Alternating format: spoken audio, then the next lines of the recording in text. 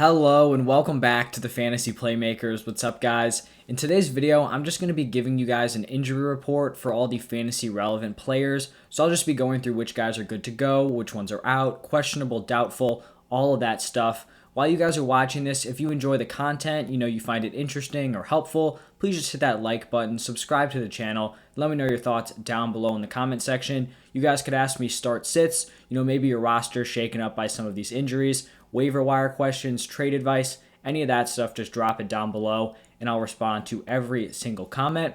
But let's just get right into the injuries. And I think I mentioned this in last week's video, but there were honestly very few injuries heading into week 2. So obviously, of course, 1 week later, there have to be a ton to talk about. But I'm just going to start off with the players that are going to be good to go for Sunday or Monday. And the first one is going to be Odell Beckham. He obviously missed the first 2 games of the season, coming back from that torn ACL he suffered in 2020. But he's going to be good to go against the Bears. And I would feel pretty good plugging him into my lineup. He's going to be the clear top target there. Jarvis Landry is on the IR. And really, this team has had no help at the wide receiver position. Once we saw Jarvis go out, the tight ends basically took up every single target during week 2. Plus, Odell Beckham is a big play guy. He doesn't need to rely on a lot of targets. And this Bears defense has been very susceptible to giving up big plays. They gave up a bomb to Cooper Kupp, a bomb to Van Jefferson, and they also gave up a big play touchdown to Jamar Chase in week 2. So I definitely think this could be a big comeback game for Odell Beckham.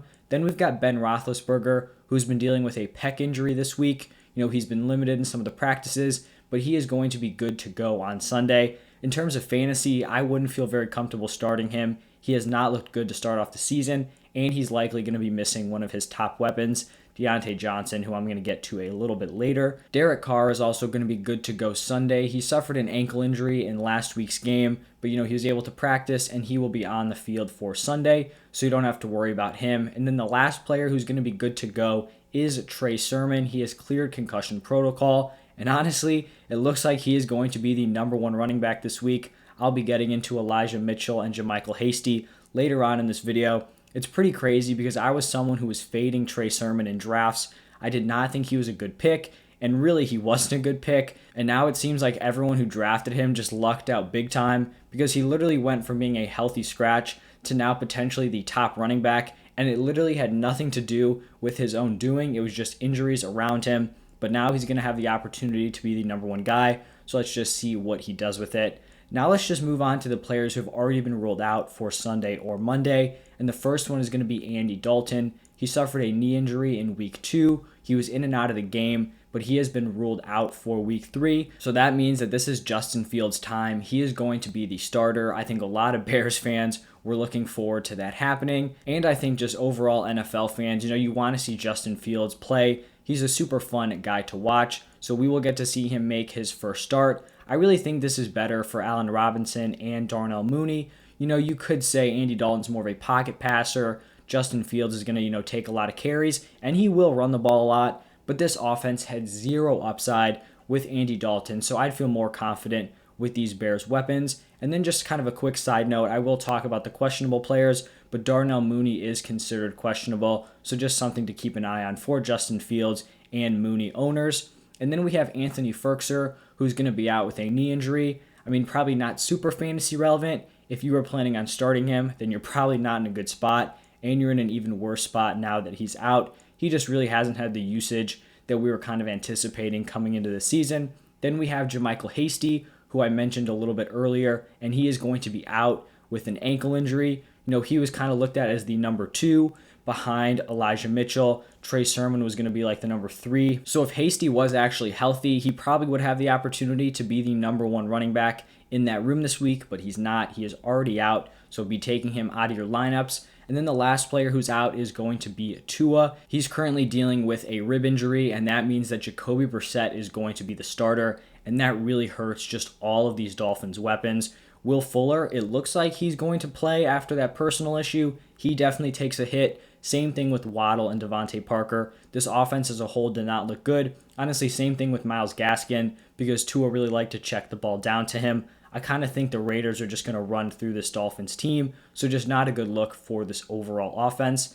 Now let's move on to some of the players who are questionable going into Sunday and Monday. And the first one is going to be Kenny Galladay. He is dealing with a hip injury. He's someone who I think is going to come on strong in the next few weeks, assuming he's on the field and healthy. It's taken a little bit for him and Daniel Jones to kind of develop that chemistry, but for the meantime, it's going to be Sterling Shepard as the number one weapon, especially if Kenny Galladay is not healthy. If Kenny Galladay is out, then honestly Darius Slayton could be a potential flex play in certain leagues, so just look out for that if you own any of these Giants weapons. Then we have DeAndre Hopkins, who didn't get a ton of attention on his injury until recently. He's dealing with a rib injury, and he's actually going to be a game time decision. So I think this is something everyone's going to need to monitor. The Cardinals play at 12, so that's good for fantasy owners because you kind of know who you can place in your lineup prior to those games starting. But if DeAndre Hopkins is out, that's really going to give a bump to Kirk, to Rondale Moore, and to AJ Green. Obviously, that is a hit to Kyler Murray. So everyone who owns any of those players, just make sure you're looking out, prior to the 12 o'clock start to see if DeAndre Hopkins is going to be playing. The next guy is going to be Antonio Brown, and this is not an injury, but he is on the COVID-19 list. I don't know if it's been confirmed that he actually has COVID, but basically he needs to test negative 2 times, 24 hours apart, and be symptom-free to be able to play, and so right now it's looking very unlikely that that happens. He was kind of labeled as very questionable from the Bucs, so I would not expect him to be playing on Sunday. I think that kind of makes Godwin and Mike Evans safer plays. I talk a lot about how there are going to be some players on this Bucs offense who ball out, but it's going to vary by the week. Not every single guy in this offense can put together, top tier numbers at the same time. So I think with AB out of the lineup, that just kind of makes Chris Godwin and Mike Evans safer plays. Also, in deeper leagues, it could make Scotty Miller an interesting kind of flex play because he's kind of been the odd man out. You have these 3 top receivers. Scotty Miller is not getting a ton of routes, but with AB out, he may have his opportunity this week. So just a guy to keep your eye on in very, very deep leagues. Then it's going to be Daryl Henderson. This is the same game that the Rams are taking on the Bucs. He's dealing with a rib injury. If he's good to go, he's probably more of a mid to low end RB2. I love Henderson, in terms of his value for the rest of the season, but this is a tough matchup against the Bucs defense. As a lot of you know, they do not give up points to the running back position, so he may struggle. If he can't go, then it's probably going to be Sony Michel, and I'd feel even less confident in Sony Michel. He's probably a high to mid-end RB3 just because we don't really know if his usage is going to be like Henderson's. When Henderson is healthy, he's getting basically every single touch out of that backfield. If he's down, does Sony Michel take over that exact same workload? I would probably doubt it. It's probably going to be more of a committee, so just something to keep an eye on there. Then we've got Carson Wentz, who also looks like he's going to be a game time decision. He did practice today. I'm recording this on Friday, so that's definitely a good sign. But he is dealing with sprains on both of his ankles, so really we just don't know if he's going to be ready to go come Sunday. If he's out, that's definitely going to be a hit to wide receivers like Michael Pittman and Zach Pascal. So if you own any of those guys, just keep an eye out for Carson Wentz. Then we have Dalvin Cook, another one of these kind of big name players whose injury kind of flew under the radar. He is dealing with an ankle injury, and apparently he's also going to be a game time decision. So if you have Dalvin Cook and you do not already have his handcuff, Alexander Mattison, I especially suggest you pick him up now. You may need to plug him into your lineup. He would be the guy if Dalvin Cook is out. Then we have Lamar Jackson, who is also listed as questionable. He's been dealing with an illness this week, but I do think he should be good to go. Then we have his teammate, Marquis Brown, who's dealing with an ankle injury, and it kind of looks like he's trending in the opposite direction of Lamar Jackson.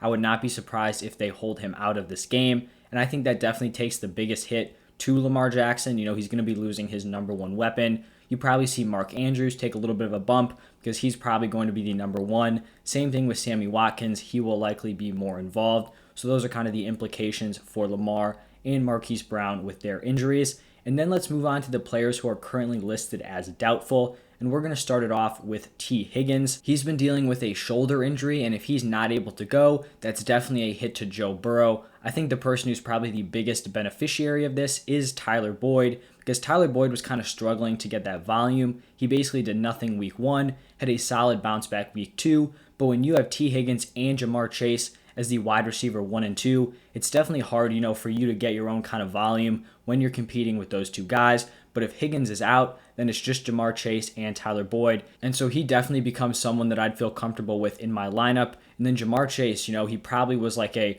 borderline wide receiver 2 for me this week. Now he's pretty firmly at least, a low end wide receiver 2.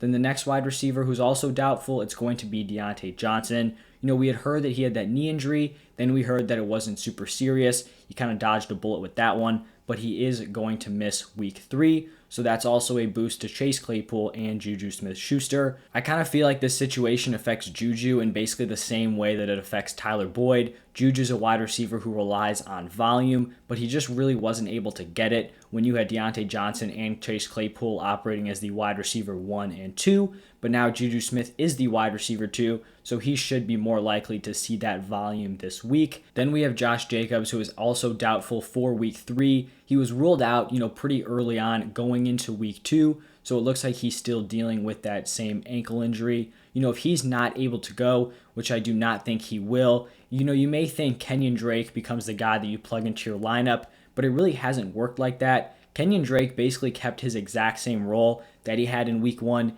into week 2 when Jacobs was out. He's really just the receiving back there, and they basically gave Jacobs carries to Peyton Barber. I have no interest in starting Peyton Barber. I wouldn't love to have Kenyon Drake in my lineup. I just think they're both going to be very inefficient on the ground, and I just don't love relying on these pass-catching backs in my starting lineup unless I know they're locked in for a lot of volume. For example, a guy like James White, but still I would feel a little nervous with even him in my starting lineup. So I would tend to kind of avoid these Raiders running backs. Then the second to last player, it's going to be Elijah Mitchell. I kind of mentioned this earlier, but he is doubtful to play with that shoulder injury, which obviously then pushes Trey Sermon up the depth chart when you have him and Michael Hastie potentially out. So Sermon looks like he's going to be the number 1. And then the last fantasy relevant player who is listed as doubtful is going to be Jameson Crowder. He's dealing with a groin injury. This is kind of a weird situation because he was a potential cut candidate, going into the season. They could have saved some money releasing him. They don't end up doing it. It looks like they want to involve him. Then Jameson Crowder came out prior to week 2 and said he was ready to go. Then they rule him inactive. He's inactive again. This is kind of just a weird situation. It seems like he wants to play, but in terms of fantasy, the major beneficiary of this is Braxton Berrios. He's been the guy who has stepped in and taken over that Jameson Crowder role, and he has been, one of the most targeted players on this team, if not the most targeted player. So he's someone who's become a pretty solid volume asset in this offense. Kind of a nice check down guy for Zach Wilson. You can totally tell he used to be in the Patriots organization. He fits that exact Julian Edelman, Danny Amendola type of mold. So he could be a potential flex play in much deeper leagues. But I think that is going to wrap it up for the week 3 injury report. If you guys enjoyed this video, please just hit that like button, subscribe to the channel. Let me know your thoughts down below in the comment section. Thank you guys for tuning in, and I'll see you next time.